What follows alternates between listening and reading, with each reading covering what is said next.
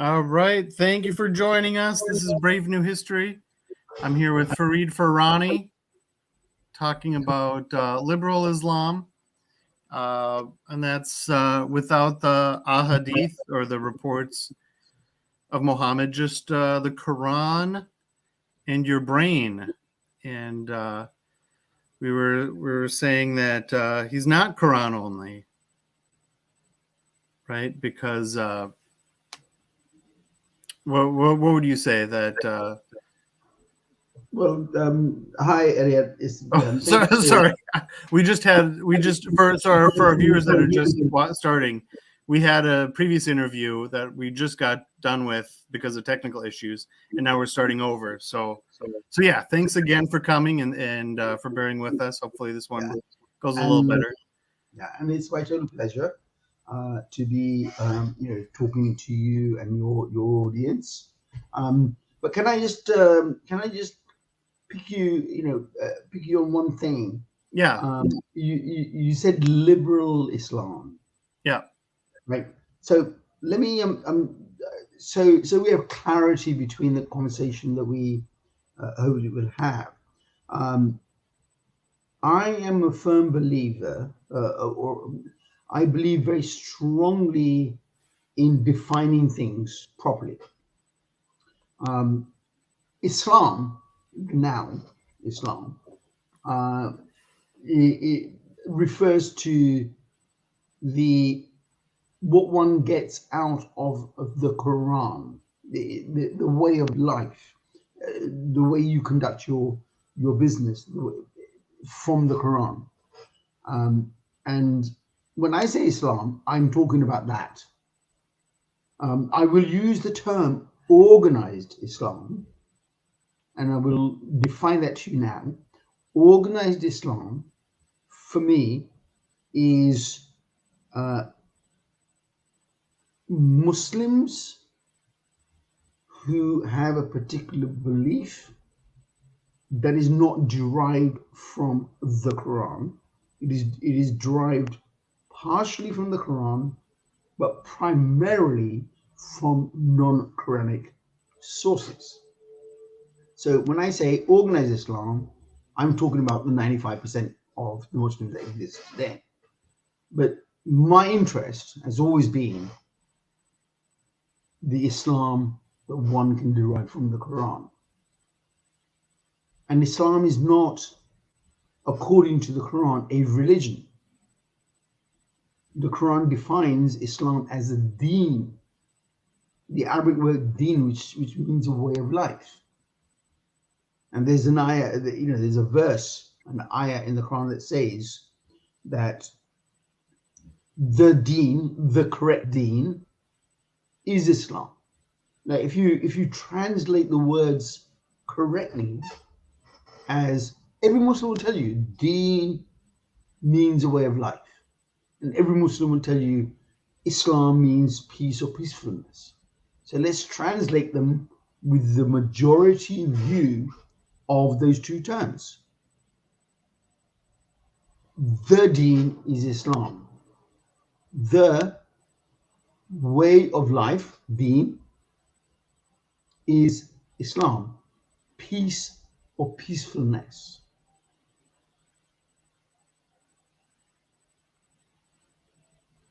Got it. So, I will only focus on what I believe to be Quranically derived understanding of the deen of Islam, and not the understanding and the practice and the ritualism that exists in organized Islam. Got it. I mean, according to the Quran, there is no. According to the Quran, there is no. One should not engage in any form of non-intellectual. Actually, the wording is one should never engage in any activity where you do not engage logically via common sense and rationally.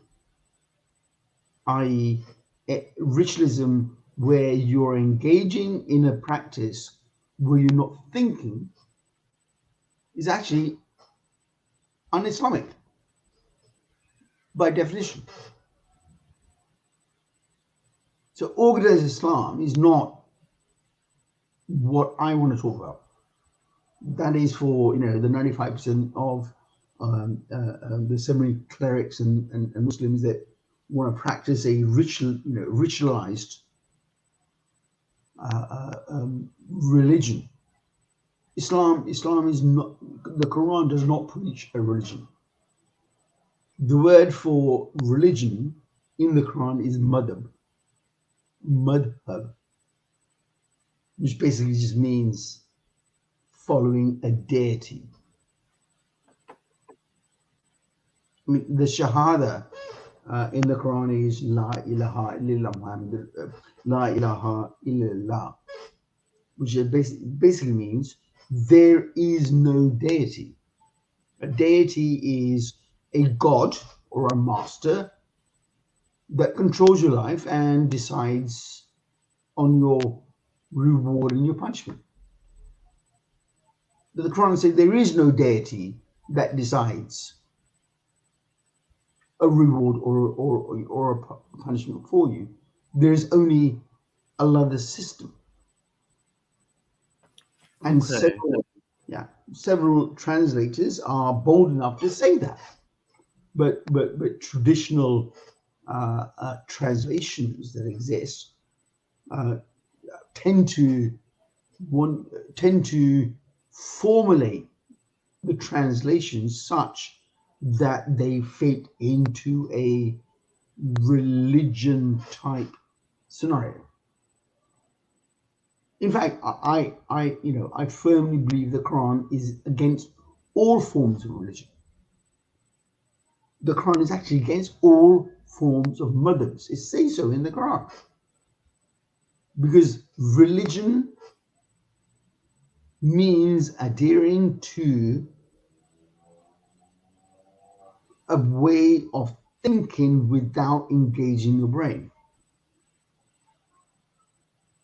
And ayah or verse after verse after verse in the Quran says that you have to engage your logic, your rationality, your rational approach, your common sense. It's only when you apply those three things, then can you be judged. You can't judge a child that is unable to think. A child is unable to think. An adult, organized Islam Muslim chooses not to think, or no, maybe not chooses, is told not to think because they may make a mistake. That is actually what majority of imams teach you. Do not think for yourself. That is not the Quran. That is not the message that the Prophet of Islam, Muhammad, taught back in the 7th century. Okay, so you had said that the Shahada, there is no God, and you would say there's no deity. Difference. It's a okay. bit different. Yeah, I mean, I'm trying to be very precise here because the word illah means a deity. A deity is a supernatural being that controls your life, which goes totally against what the Quran teaches, which is you have been given freedom of thought, freedom to think, freedom to do whatever you want. You have the right to do whatever you want. You can't have, the Quran cannot, or you can't have a situation where you're given a freedom, but that freedom is restricted. I mean, it just doesn't logically make sense. Either you have full freedom to make a choice and make a mistake or not make a mistake and then be judged for it. But you can't have a situation where the Quran says you are free to, you have freedom, but actually you don't because you can't think this and you can't think that, and you can't behave this way, you can't behave that way. Mm-hmm. Irrational. It's just an irrational set of concepts, if you take it that way. Either you have freedom or you don't. So you said Allah is the system. Yeah. So is that to say it's like process theology where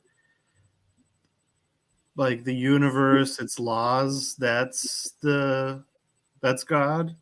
Or do we mean it in Actually, it's a very good question. I mean, you need if you go back to sort of early Islamic philosophers like Ibn Arabi, who actually discusses this exact point in terms of what is God, and he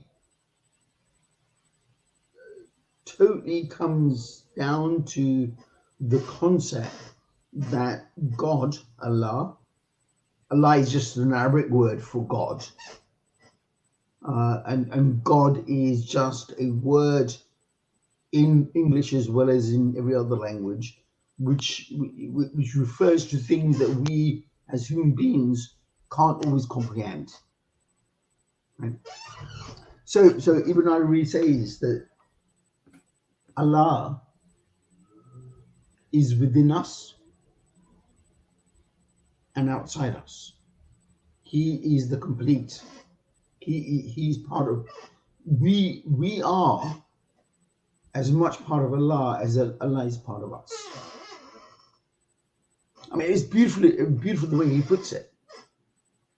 But let me take you to go through, if you don't mind. Let me just take you through a couple of steps, which makes me believe that what Ibn Arabi was saying is actually what the Quran is saying.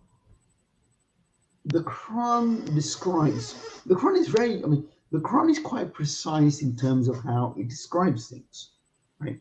So the Quran describes Allah as being three things, and it's repeated over and over and over again.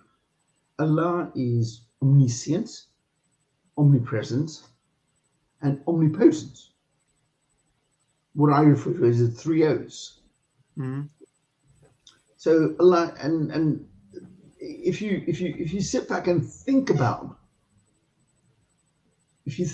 what is that we know, know in our environment that is omniscient and omnipresent and so forth, right? So let's start with omniscient, all knowing. What do you know that is all knowing? And I'm asking you the question. Yeah. Can you think of something that you as an American, an educated person, can look around and go, this is omniscient? Well, the internet comes close, right? But no, I don't think there's anything that knows everything. Okay, all right. Well, let me posit a theory to you, right? Omniscient, all knowing, knows the past, knows the present, knows the future. That's all knowing, right?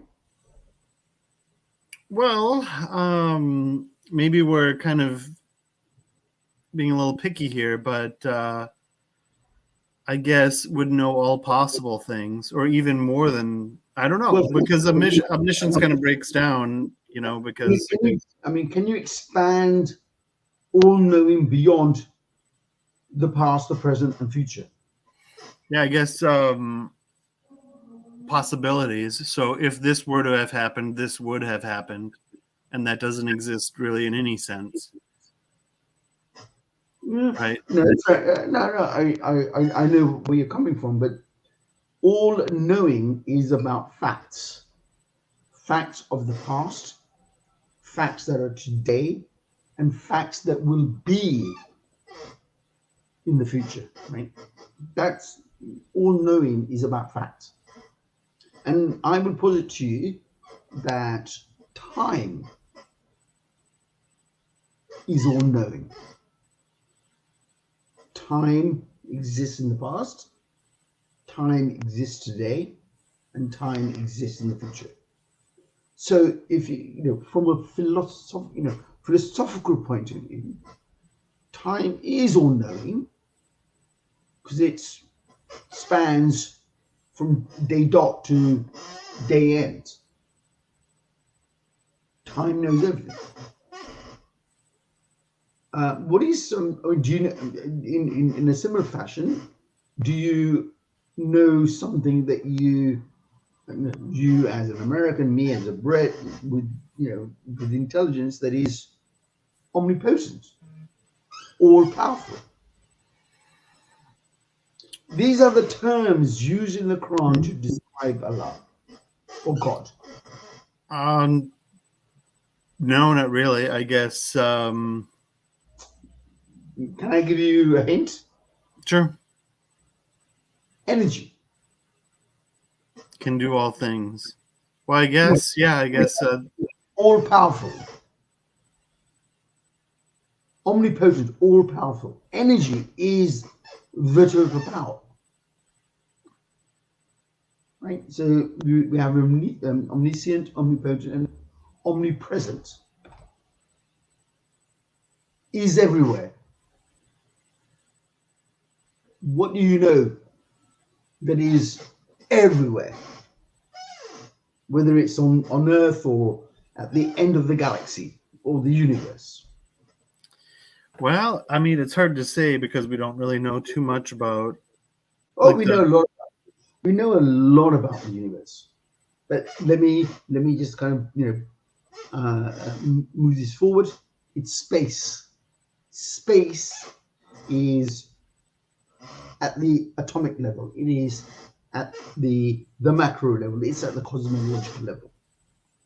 So Allah, according to the Quran, has three attributes: time, energy, and space. This is the Quran telling you this, not me. And it says it 100 times in the Quran. So what is the study of time, space, and energy? Physics. Voila. Gotcha. So let's say nature. It's a study of nature. Let's say there's a point at which the universe didn't exist. I mean, is that a law coming into being? Again, the Quran actually the Quran addresses that very succinctly. Let's the verse says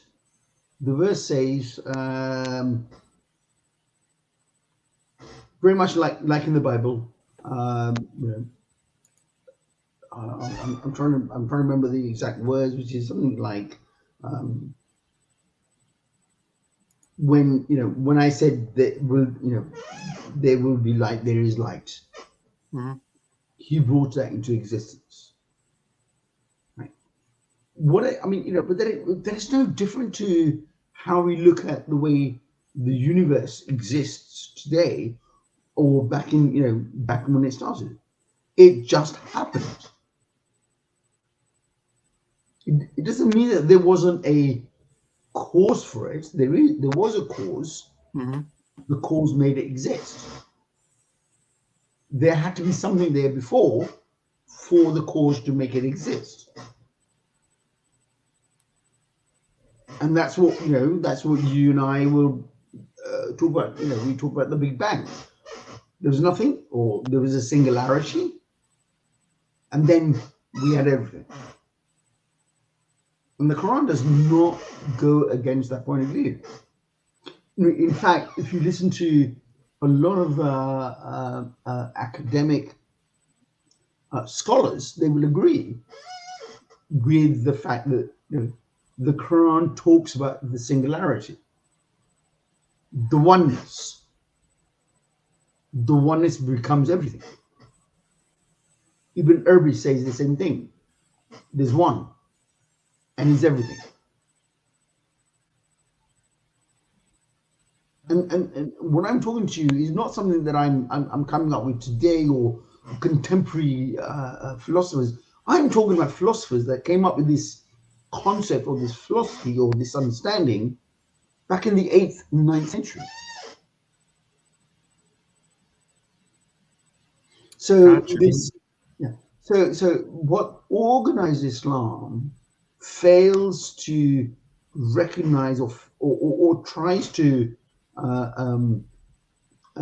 cover over is the immense, rich culture of early Muslims, which was about knowledge, gaining knowledge. Because nowadays, organized Islam is nothing more than do not think for yourself because you're dumb. And only because I have a beard, I can tell you.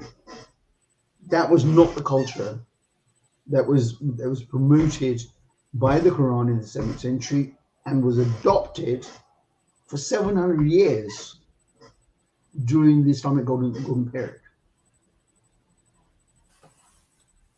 Gotcha. And so you would say organized Islam is essentially Wahhabism.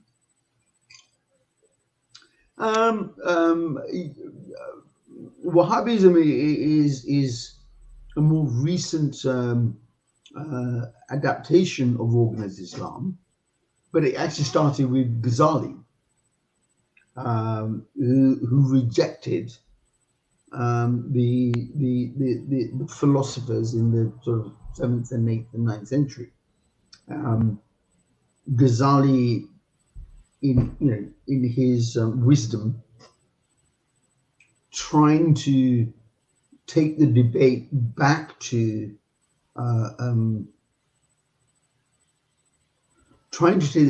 away from knowledge to obedience, away from knowledge-driven thinking to obedience-driven thinking, which was then later picked up by Wahhab, and we have Wahhabism. Wahhabism is a political organization that is driven by Saudi oil, and that is what's been promoted, in particular since 9/11. I mean, to be honest, again, the Western world don't know this. If you ask the average Western guy, Wahhabism used to be effectively a swear word in the Muslim community. The Wahhabis were seen by the majority of Muslims prior to 9/11 as non-Muslims, as Muslims by name that reject everything except the Saudi version of the faith. But 9/11 created a political situation where the Saudis were able to fund local mosques and local imams and so forth, where now Wahhabism is the norm, is the absolute norm. When I was growing up, to be called a Wahhabi was to be, if I was ever called a Wahhabi, anyone was called a Wahhabi, you were ostracized by your family and your friends. Now it's a badge of honor. Why? Why over 30 years has that happened so quickly?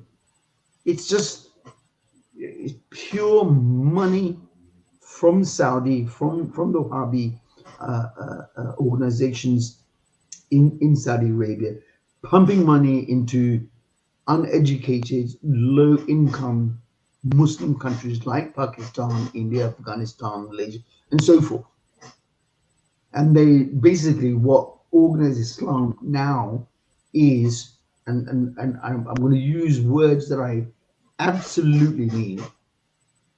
Organized Islam today is the Arabization of Islam to the pre-7th century pagan monotheism.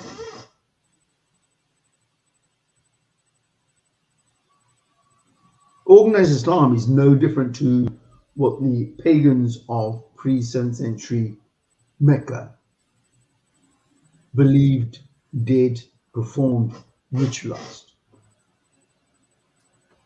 Yeah. So, the rituals, like, Am I blowing your mind here? yeah, well, you wonder what Islam would look like unorganized, because you wouldn't have the Hajj, right? There is no, there's no organizational structure within Islam. There isn't. The Shia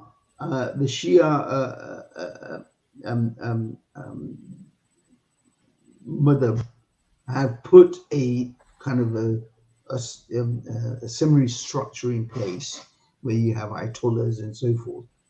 But where do they get their, what? They have no justification to do that, because Islam, the way of life, is a very personal thing. If it's personal, and the Quran says it's personal, only I can stand up. Only I will be judged for my deeds. If I'm the only one that will answer for my deeds, it has nothing to do with anybody else. Therefore, it's totally personal. Mm-hmm. And if it's totally personal, why do you need a structure? Why do you need a religious structure? Why do you need any institution? The Quran does not in any way promote a formalized religious structure. And if any Muslim tells you that, they don't understand Islam, they don't understand the Quran. The Quran very, very clearly stipulates only you and your deeds are to be judged. No one else. Yeah. So there's no Hajj, right? There's no. I mean, is there fasting? No, I mean, the concept of Hajj, the concept of Hajj is definitely Quranic and relevant. But what we see today in Saudi Arabia, in Mecca, once a year, is just pure business. It's pure business. Nothing to do with the Hajj or Al-Hajj. Mm-hmm. In the Quran is not about going to Mecca and circumambulating the stone square and throwing stones at a black stone, resembling the devil. The Hajj of the Quran. The Hajj of the Quran is, as I said to you earlier, it was a congregational community gathering. Hajj is performed over a period of 4 months, which are known in the Quran. The Quran talks about the 4 holy months. 4 months where there shall be no warfare. There shall be no killing of animals and so forth. It was a period to allow, the community, the society, the environment to recover. It was never the Hajj of the Quran is not a place where you go and perform rituals and then kill an animal and you think all your sins are forgiven. There's a very, very clear verse in the Quran that says, talking about the practice of Hajj of the pagan monotheists in Mecca, because they used to perform sacrifice during the period of Hajj. The verse goes like this: your ritual meats will not reach me, only your piousness. So the Quran is saying, you're doing all these rituals, but they mean nothing. What is relevant is how good you are, how pious you are, how much you engage with society, how much you help your society, how you engage with society and provide welfare and justice. That's what matters. Not you killing an animal. That doesn't make, it's literally, it is so clear. The Quran is saying, I don't give a monkeys. I really don't give a monkeys about your practices. But it's big money-making exercise. I mean, Saudi makes so much money out of Hajj and promoting it as a religious, gotta do it once in your lifetime thing. Mm-hmm. And Gotcha. I don't blame Saudi. Mm-hmm. I don't blame them. They want to sustain the economy. People are, excuse my rudeness here, people are stupid and they're playing on the stupidity of the people. The stupidity they teach them through their Wahhabism. So it's a self-fulfilling prophecy. Teach them you've got to go to Hajj. Let them spend the money in your country and you make money. They are taking Muslims for fools. Gotcha. So with the Quran, like we're talking about Allah as the at least the universe and forces of nature and whatnot. Are we saying that it has a mind that revealed the Quran or created the Quran? Okay, so you're referring to one of the most earliest debates Mm-hmm. that started within the early Muslims, whether the Quran was created or was uncreated. Or, I mean, was it the universe itself that created it, or how was it? So, sorry, can you repeat the question? So if we're saying Allah is the universe and the forces of nature and whatnot, how did the Quran come from that? Okay, I get you. Do you like classical music? A bit. I love classical music, and you know what? When I hear Mozart or Beethoven, it is heavenly, it is godly, it is amazing, it is inspirational. Right? There was, I'm talking about a couple of composers. We can talk about writers, we can talk about scientists. Mm-hmm. People, men, women get inspired. They get, they have inspiration. They have ideas that are so great that they affect the whole of humanity.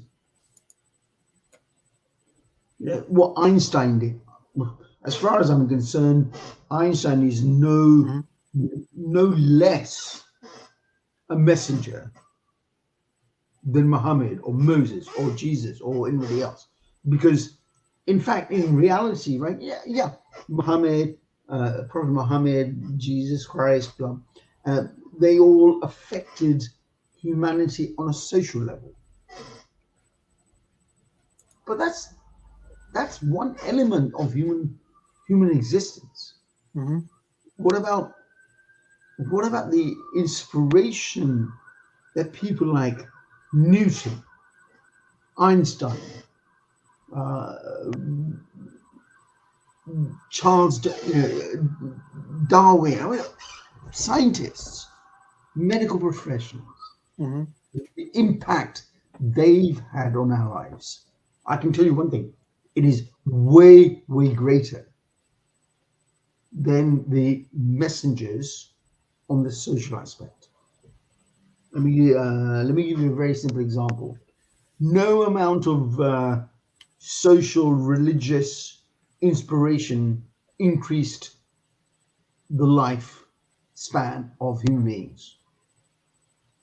Back in the 7th century, the average lifespan of a human being was no more than 35 to 40 years old. Right? Today, the average lifespan of a Western man or woman is close or longer than 70 years. The impact that science, knowledge has had on the human race is phenomenal. But the social aspect of either religious stuff and everything else, actually, to be honest, it's quite minor. In fact, in reality, the outcome of organized religion has a negative impact on the social scale of humans, and that's a fact. In Islam, in the Muslim world, Islam is used to keep people down. Rather than elevating them, it's to keep them down. And look in Africa, the Christian population in Africa. Christianity uses to keep people down, keep them uneducated. Whereas the Quran, the Bible, the Torah, it was about trying to emancipate mankind, to bring them out of subjugation. But organized religion wants to put you back in that cage. The Quran is not about holding you down, it's about opening you up. But no Imam will tell you that, because the minute they tell you that, you go, well, then why do I need you? It's a business model. Mm-hmm. And actually, the Quran actually says that. Actually, there's 3 verses in the Quran that say the religious leaders, the people you hold high, they are your slave masters. So reject them. If it's your father doing that, reject him. If it's your family, reject them.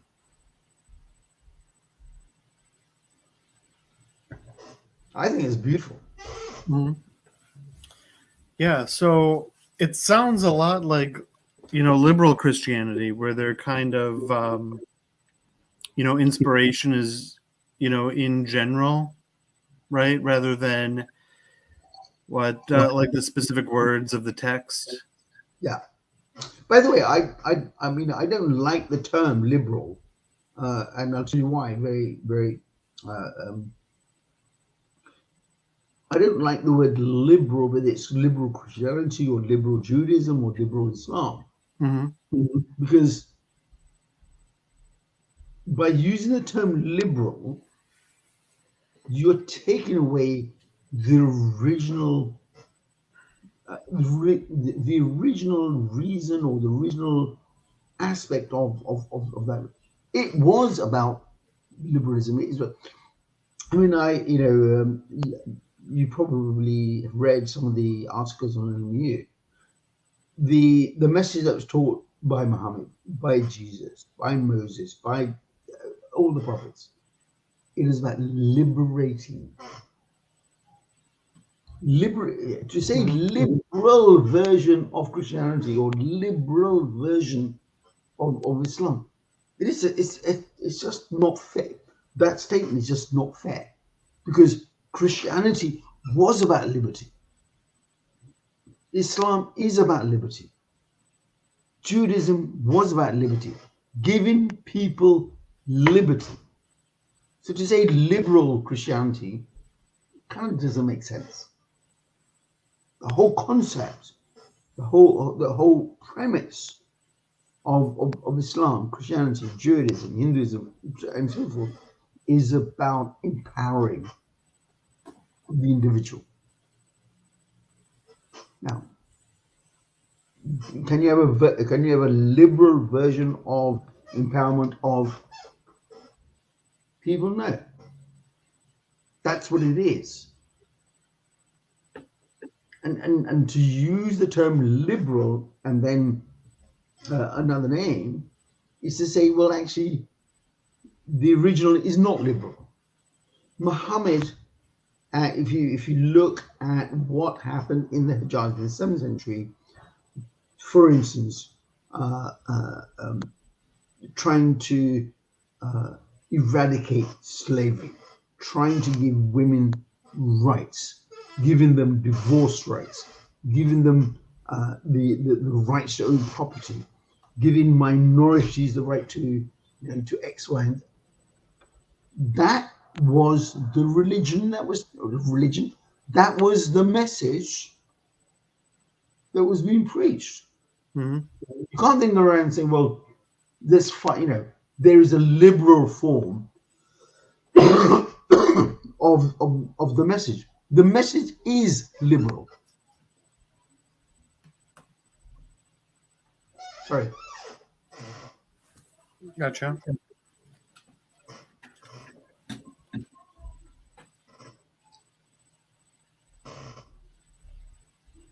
Yeah, please continue.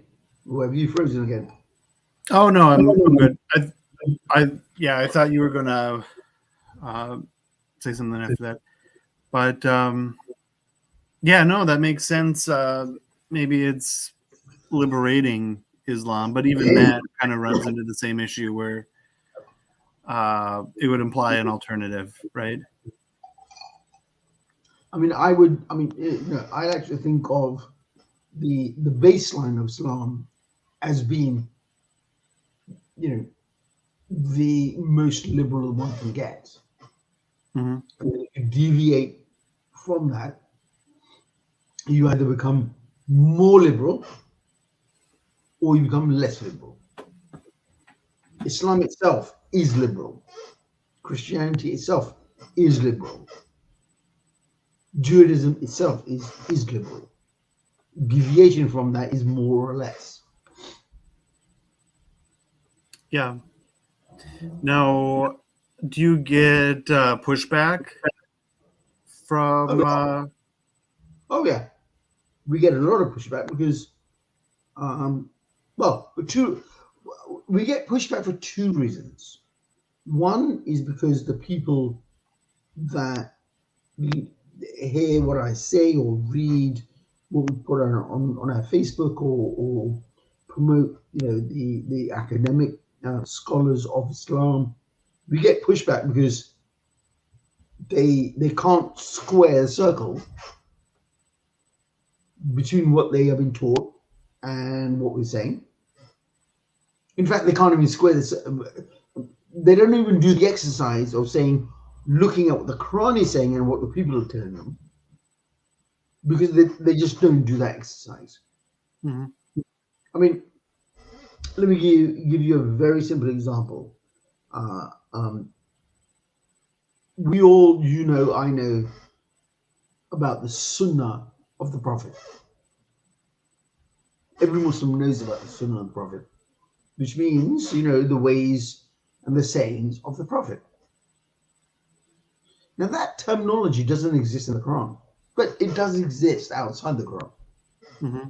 So, and I actually did this exercise with my own family. I asked them, do they know of Sunnah of Allah, Sunnat Allah? And my own family and mullahs, these guys with big beards and all sorts of academic qualifications that they claim, I've never ever heard of the term. But all you have to do is just Google it. It is mentioned, God knows, 40 times in the Quran. Sunnah Allah, the ways of Allah. Your average Muslim doesn't even know that the Quran talks about the ways of Allah. I actually had my niece say to me, no, uncle, I think you got it wrong. I said, no, just Google it. And she was literally, I mean, she's not young. I mean, she's 29. Mm-hmm. And she was shocked that she had never been told in her life by an imam or a teacher or anything that the Quran talks about the Sunnah of Allah and does not talk about the Sunnah of the Prophet. Now, what is the Sunnah of Allah? The Sunnah of Allah, the ways of Allah, the rules of nature, the unchanging rules of Allah. It says in the Quran, the Sunnah of Allah, were the same back then, they're the same today, and they'll be the same tomorrow. And it's in reference, and Ibn Arabi discusses this, Al-Firani discussing this in his works, and so many other scholars discuss this. When the Quran talks about the Sunnah of Allah, it's talking about the laws of nature, not about laws of God. I'm sorry, not the laws of a deity, but the laws of nature. Allah is, according to the early Muslim scholars, Allah is what we today refer to as the laws of nature. Allah is not, Allah is not a being that has emotions and gets upset because you don't pray to him, or you don't wear the right clothes, or you don't. That doesn't. If you think about it logically, it doesn't make sense. Why would Allah create a being? I mean, Allah actually, in the Quran actually says, I created jinns and ins. A jinn is a Arabic superstitious thing. Ins means humans. Well, actually, the true meaning of jinn means people who are Bedouin, roamers, and ins are city folk. That's the true definition in the Quran, what a jinn is and what an ins is. So the Quran is saying, I created both people who roam the earth and people who are stabilized in an environment. Now, the point of saying that is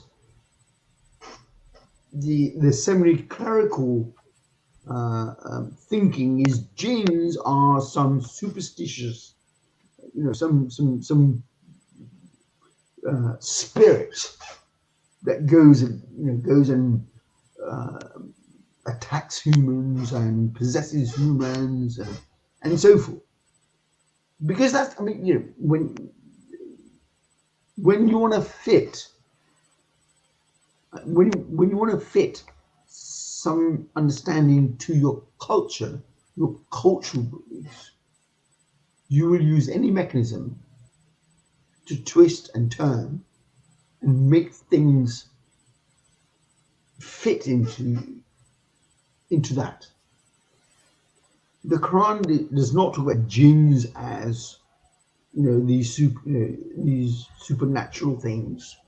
It's just talking about human beings that roamed the earth, i.e., Bedouins, people, which is a fact. I mean, in the Middle East, you did have two types of civilizations. You have people who settle in cities, urbanized, and you have people who roamed the deserts on camelback.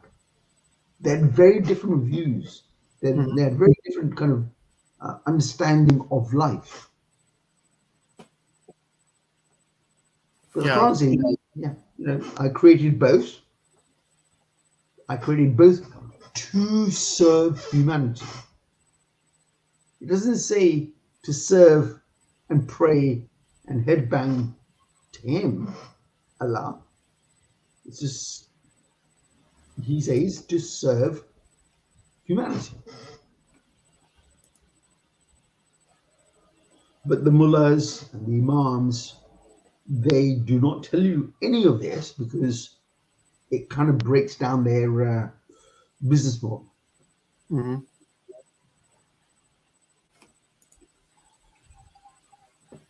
Gotcha. So you would say like the supernatural beings aren't like the genies aren't really what's being described.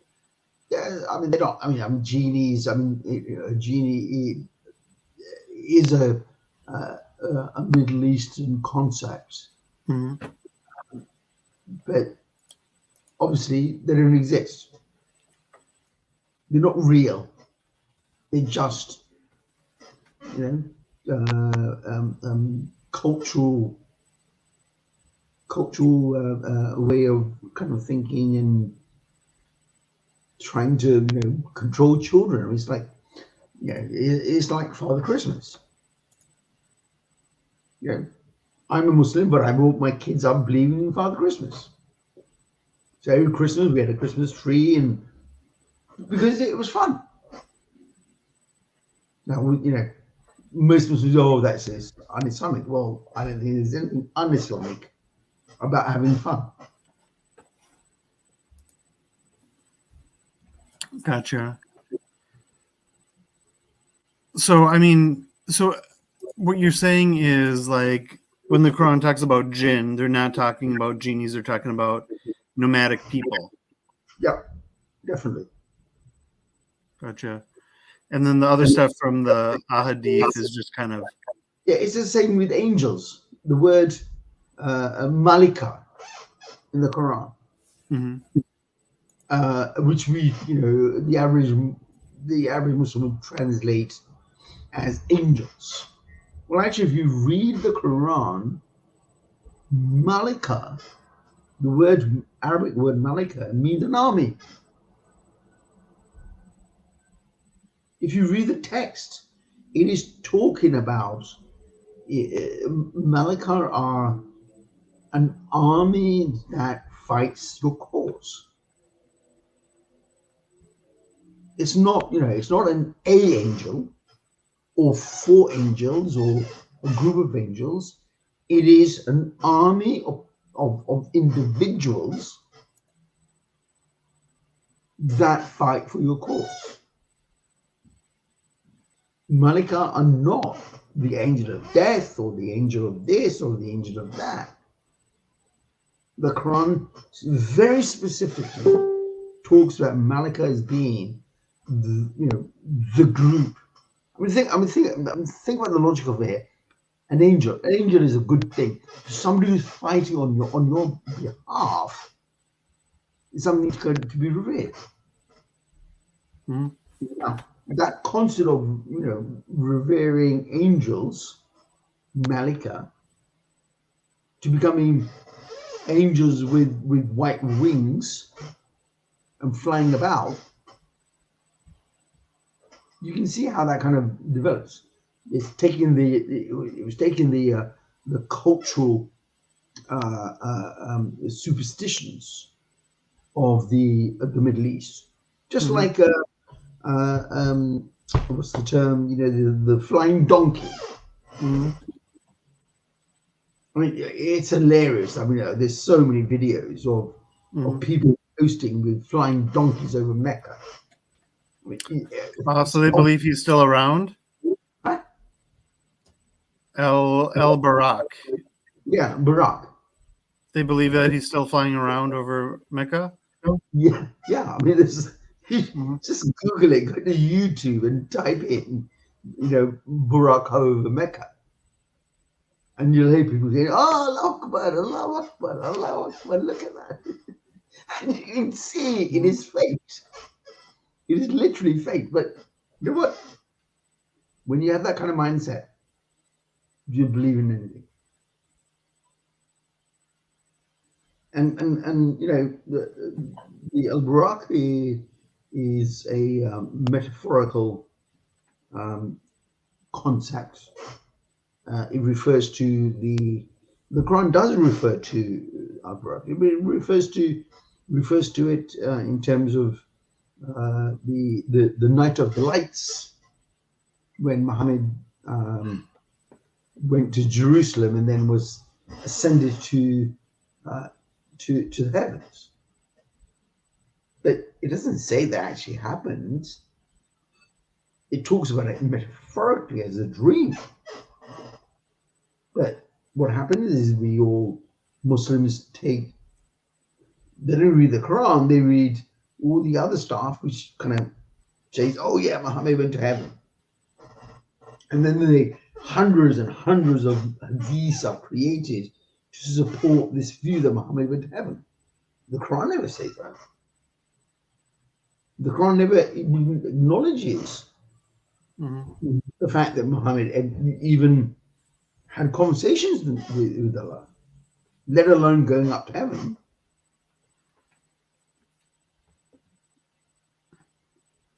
And that's no different to the other sort of stories that you hear. I mean, they're prevalent in Islamic society. I mean, so many stories that just Muhammad splitting the moon. There's no reference to that in the Quran. Absolutely no reference to that in the Quran. Only in hadiths. But go on the internet, you'll see thousands of pictures of, look, Muhammad split the moon. Here are NASA photographs of the moon with a kind of a line. It looks like it was split. Totally un-Quranic. Total nonsense. Gotcha. The Quran very specifically states that no prophet, so Muhammad and prior, performed any miracles.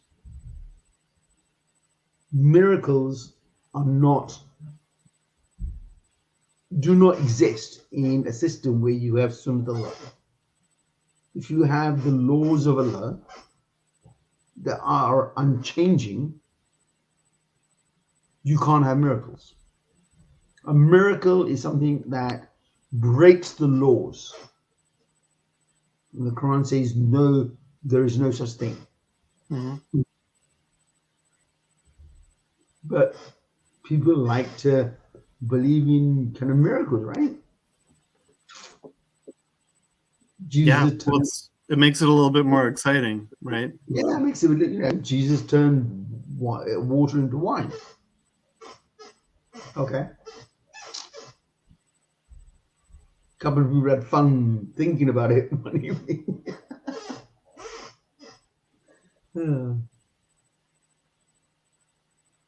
Yeah, so there's literally, I mean, the Quran very, very clearly states that no prophet, no Rasul or Nabi, Rasul a messenger, Nabi a prophet, no Rasul or Nabi ever performed a miracle.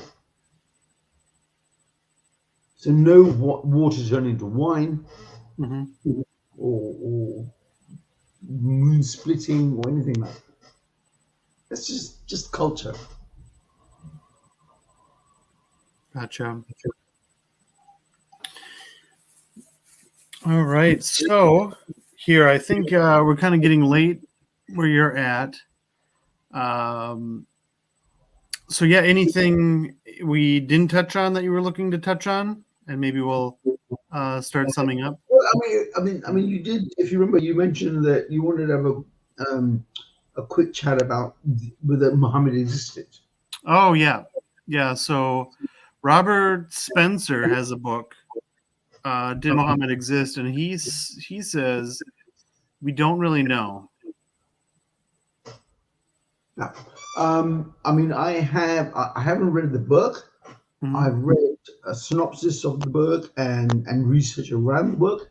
Mhm. And I mean, my response is as follows. There is ample evidence that a character called Muhammad existed in the 7th century. It is recorded by non-Muslim sources. So it's not just an imagination of Muslims, it is non-Muslim sources from Europe, from Africa, from India, from China. There was this character that inspired, a basically a ignorant society to become one of the most educated, the most advanced society in a very short period of time. There was some character. And it doesn't actually matter who it was. Because the Quran is not about following Muhammad. Just as much as that, I think Christianity is not about following Christ. It's about following what is good for humanity. So whether Muhammad existed in the form that he did, that Muslims believe, or where he existed, is rather irrelevant. It's the message, and the Quran actually says this over and over again. It's the message, not the lesson. The message is important. Mm-hmm. Anyone can be the messenger, but the message has to be right. So what organized Islam and organized Christianity and organized Judaism is about worshipping and elevating characters like Muhammad and Moses and Jesus to good godlike status. And as I said, I believe I said earlier, or I said before the interview, was that the one thing that is most repeated in the Quran is do not associate anyone with me.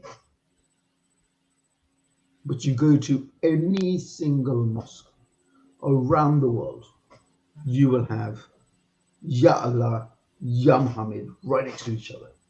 Totally on the same level. If that is not association, I don't know what it is. Mm-hmm. So organized Islam is not about the Quran. It's about organized Islam is the the veneration of Muhammad, and that is why that's why Muslims were referred to as Mohammedans, Mm-hmm. rather than Muslim. Yeah. I love the Prophet as much as anybody else, but I don't think he is on the same level as God, or same level as Allah, or same level as the laws of the universe. He was a man. He was a man with faults, as the Quran say so many times in the Quran. He had his faults. He was not a perfect man, but he was the one who revealed the Quran. So yeah, I revere him, the Prophet, for revealing the message, but I don't revere him as a man that has normal faults. You and I do. Yeah, where it has struck me as a little bit odd where they talk about shirk. Sure. And in the Salah, there's a portion where the person says, "Peace be upon you, O Prophet." That's the prayer. And I mean, there's different apologetics for it, but it's odd that you're praying, "O Prophet." Yeah. I mean, you use the term Salah, and you used it very incorrectly. You used it in the organized Islam method way. Salah is not ritual worship or prayer. The Quran says very clearly, establish Salah and Zakah. Establish Salah and Zakah. And it's always mentioned, not always, I think there's 4 or 5 verses where it's not linked, but primarily it's always mentioned in with Zakah. To establish means it didn't exist prior. Right? If it existed prior, then why would you establish it? So Salah, if you look at the all of the verses that mention Salah, it cannot mean mindless ritual headbanging 5 times a day. Cannot. Because ritual 5 times a day headbanging achieves 0. Salah, the Arabic word Salah, it has a much more deeper meaning. I mentioned to you, if there's a company in the UAE called Etisalat, which is a mobile communications company. Etisalat. Eti is for Emirates. Salah, communication between the Emirates, right? Salah means to communicate. How do you communicate? You can only communicate with knowledge. If you don't have knowledge, how do you communicate? You can't communicate. Communication is about exchanging knowledge of one form or another. Salah, establishing Salah means establishing a system or an organization or a platform to gain knowledge. And zakah, although every Muslim will tell you means charity, it doesn't mean charity. It cannot mean charity, because if it says establish salah and then give charity, if salah means communication and knowledge, that doesn't quite work. Establish knowledge system, college, whatever, and then give charity. It doesn't make sense. The correct meaning of zakah is sharing, distribution.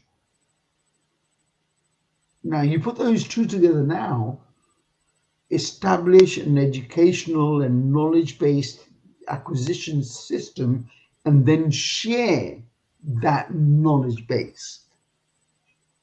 That makes a hell of a lot more sense, considering that within, I think, either 6 or 16 years after 632, the presumed death of the Prophet, one of the first universities, and I mean academic universities, for women was set up in Morocco, and one of the largest public libraries was established in Baghdad, and huge educational institutions were set up throughout North Africa, Iraq, Iran, and all of the Middle East. That That was the first act of the early Muslims. It wasn't to go and build mosques. Yeah, mosque building was going on in Saudi, but in the expansion of the Islamic civilization, they were setting up universities, they were setting up educational institutions, they were spreading knowledge.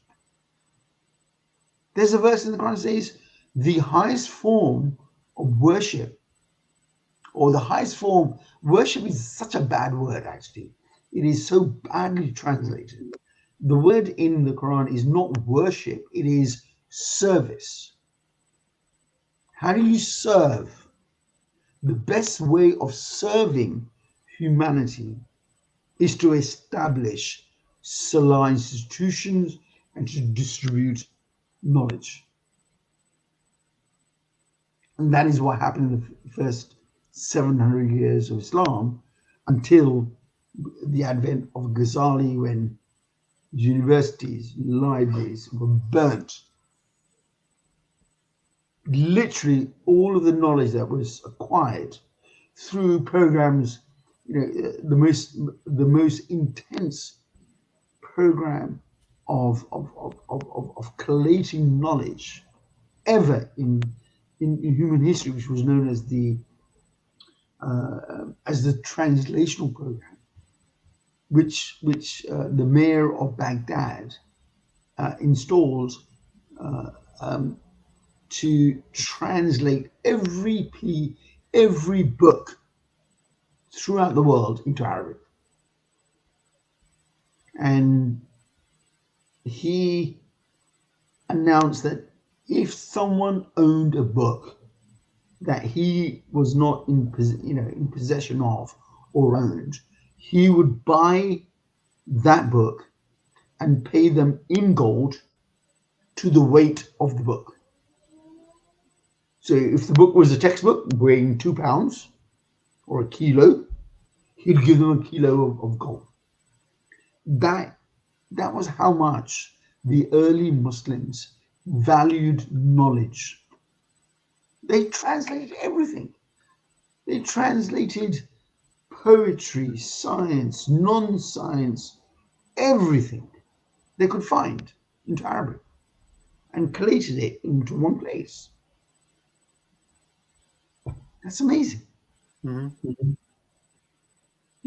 I don't expect you to know it, but I can definitely tell you 90% of Muslims don't know it either. They just think that Islam was all about headbanging. How to headbang 5 times a day. And the harder you headbang and the longer you headbang, it makes you a better Muslim. No, being a Muslim is about acquiring knowledge and using that knowledge to better society, better your fellow man. Mm-hmm. That's what Islam was about. Islam, the word Muslim in the Quran does not mean somebody who follows a religion.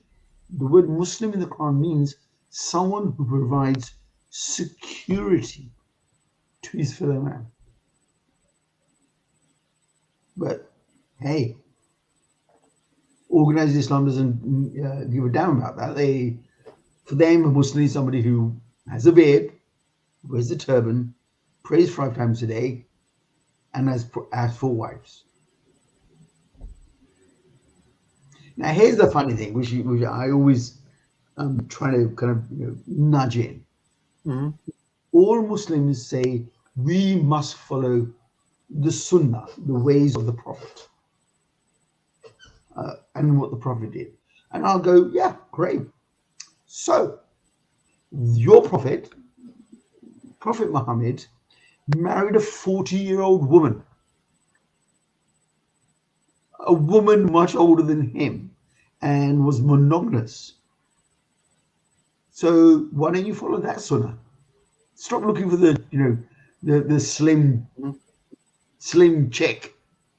Marry an older woman, because that is Sunnah. That's what your Prophet did. But it's like, oh no. When it comes to chick marrying, no. We need the young ones. We need the virgins, rather than married, a divorced wife, a divorced woman.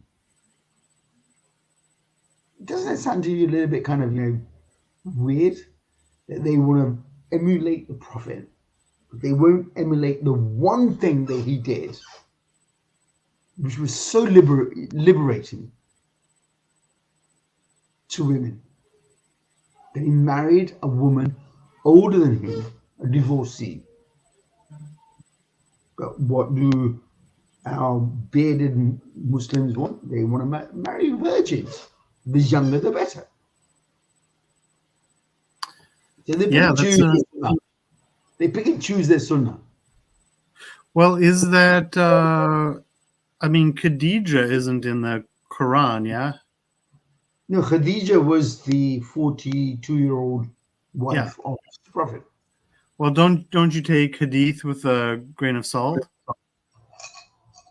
Mm-mm. I would imagine you would say, if it's not in the Quran, it really doesn't matter. No, that's very true. That's very true. I agree with that. But, would you accept maybe there was no Khadija? Maybe. No, you're right, and I accept exactly what you're saying. But I'm talking about people who accept the hadith. They accept the hadith. They accept the hadith of the Prophet marrying a 9-year-old, and therefore say that's sunnah. But they won't accept the hadith that says that he married a 42-year-old, mm-hmm. and won't follow that sunnah. They pick and choose. What I'm saying is, it doesn't matter. It's not relevant whether it's true or not. I'm talking about organized Islam Muslims that say they follow Sunnah and they follow it through the Hadith. Gotcha. Well, so the Sunnah says, the Hadith says the Prophet married an old woman. So why don't you marry an old woman? Rather than you're a babe, go and marry a 40-year-old divorcee. Because that's what the Prophet did. What's the response? Have you ever asked that before? Yeah, it's like zip. Yeah. Or I don't know, regularly retreat to caves. That could be another thing, right? You're talking about early population. Well, that's the hadith about where how the Quran was originally revealed with Gabriel. That he was always in caves meditating. And actually the Quran references that to an extent, mm-hmm. but it is very allegoric. Right? What is a cave? A cave is a sanctuary. Right? To receive revelations, you need solitude. You need space. In that sense, it's a cave. Yeah, the hadith do say that he went to caves for months and months and months. Yeah, that doesn't quite sound true to me. He was a businessman. He worked for Khadija. He traveled all over the Middle East. I don't think a businessman would take a couple of months out and live in a cave. Doesn't quite make sense. Mm-hmm. If you want to become a successful businessman and also a philosopher type, you don't go into caves. It's just like the hadith say he was illiterate. Yeah. Well, the guy was running basically a multinational business.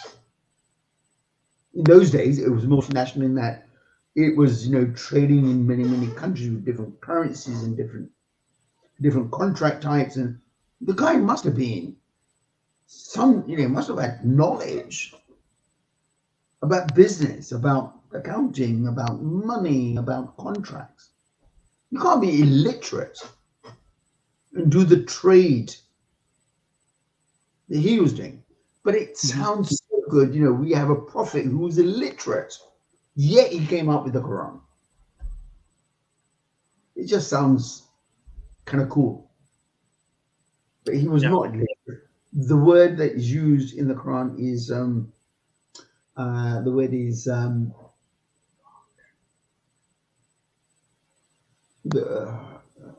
oh god.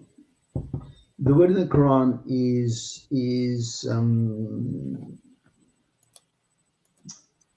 basically sorry, I can't remember right now. It's my cold. My brain is not working. Oh, sure. The word the Quran is using the Quran El is something. Nabi Elumi. Uh, yeah, it basically means humble. The word. Oh my god! Hang on. Let me just quickly check. Yep. Here, if I could, I just Googled it real quick. El Nabi El Umi.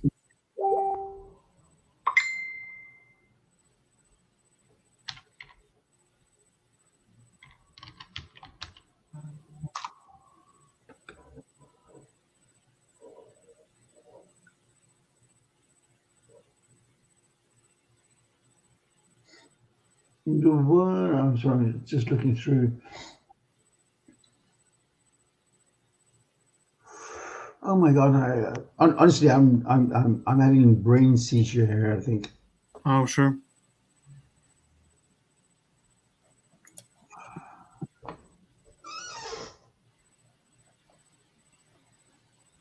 I think the word. I think the word is ummi. Hang Mhm. on.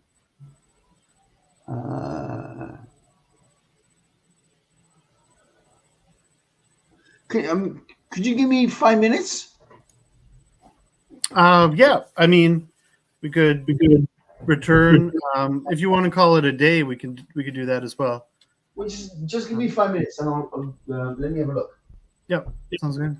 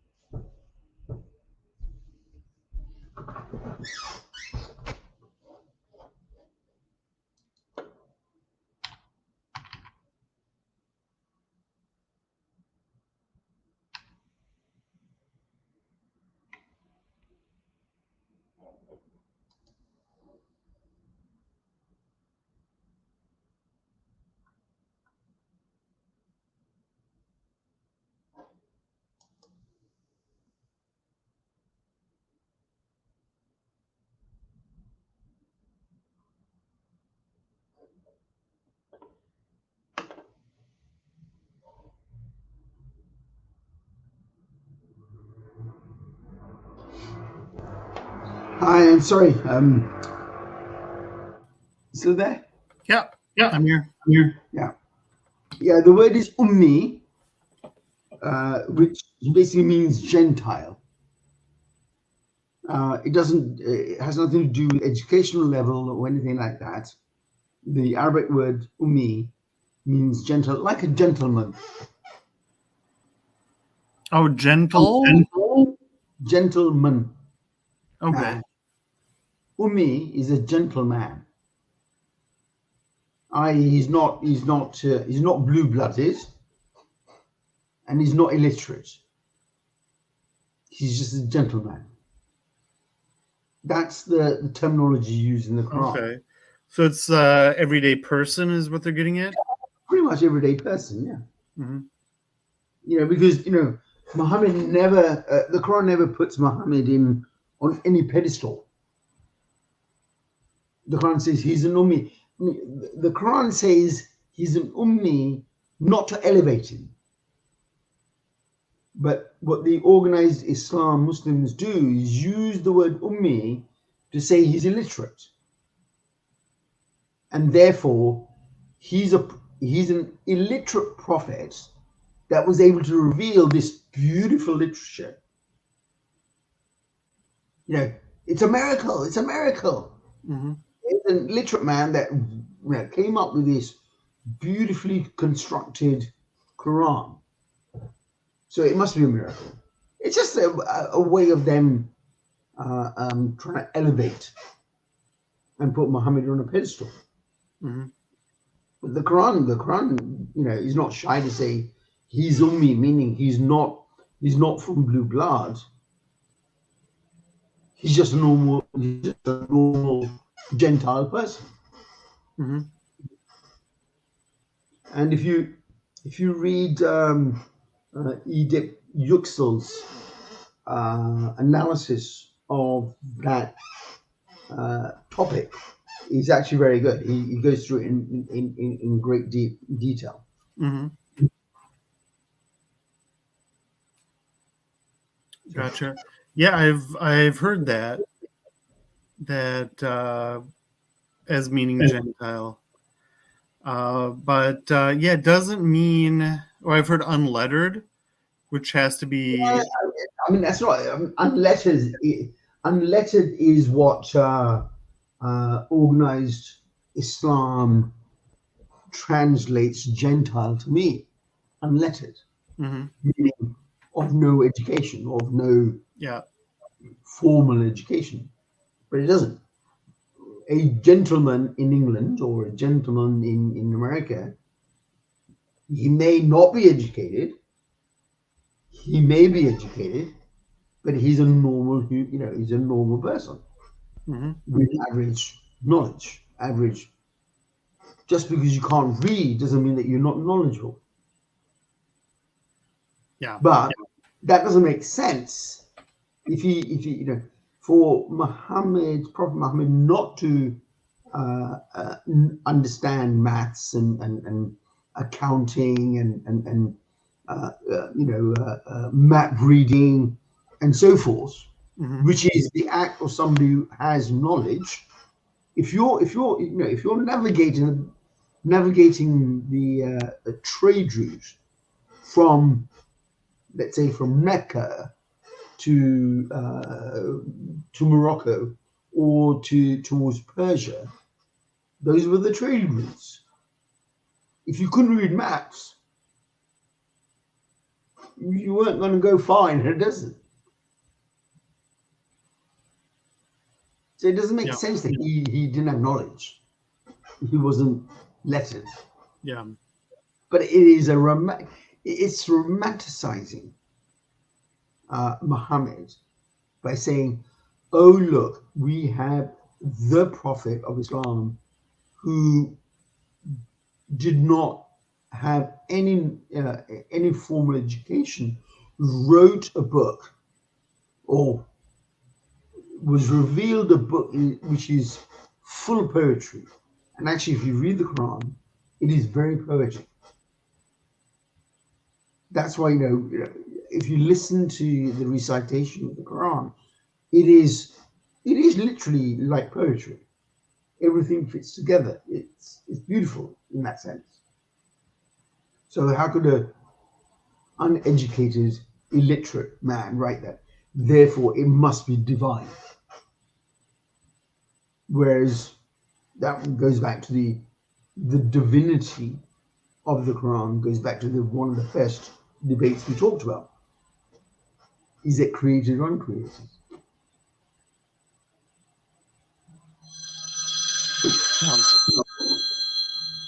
Sorry.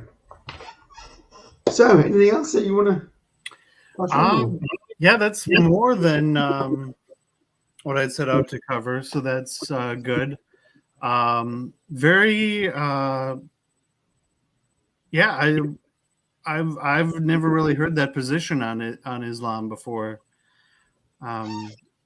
Well, I mean, the position that I espoused is the position that the early Muslims had. I'm not making this up myself. It's not my, it's not my research position. This is me just reading what the early Muslims, the early scholars of Islam,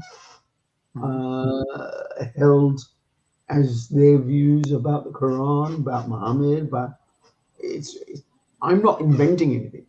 You only have to go back and read the likes of Ibn Arabi, Ibn Faridi, and so forth. It's all there. It's not me making anything up. Yeah. No, that's it's interesting. I've heard that there was a lot more diversity of thought, within early Islam, and it kind of, what do we want to say, kind of became more singular over time. Yeah, but that happens with any when you formalize and when you put structure into to keep a corporate image. That's why I call it organized Islam. Islam was never organized. It was always personal. It was individual, and there is no one version of understanding of the Quran. The Quran itself says, use your intelligence to understand. Even if you come to the wrong conclusion, you have done the right thing. The Quran doesn't say you get punished for coming to the wrong conclusion, providing it's your conclusion. Because you will always have the opportunity through experience to learn that you may have been wrong. But if you only accept without thinking, you will never know when you're wrong. It's beautiful. I mean, it's beautiful the way it's put. Rituals, blind faith. The Quran is against blind faith. Because blind faith means that you will never change your mind. Whereas the Quran says, even if you get it wrong, at least it is your free thought that came to that conclusion. And your free thinking will, if you've got it wrong in the first place, your free thinking will correct you in the future. Whereas if you just believe blind, it'll never happen. Yeah. No, yeah, that makes sense. Well, all right. Maybe we'll leave it there. Was there anything else you wanted to touch on before we? I'm pretty much have done so. If there's anything that you want to discuss further, I'm available whenever you want me to be available. I'm more than happy to do that. Yeah. And again, I'd like to apologize to your listeners for my croakiness and my bad voice while I have this flu. But I wish I wish all your listeners that they have got some understanding of the differences between the mainstream and the theological Quranic position of Islam. Yeah. Yeah, definitely. All right. Thank you so much. And everybody that stuck till the end here and watched the whole thing, thank you. Feel free to like, subscribe, comment, argue, and yeah, have a great rest of the day, everybody. Thank you so much, Elliot. Yep. It was a pleasure speaking with you. Yep, absolutely. Likewise. Thank you. Thank you.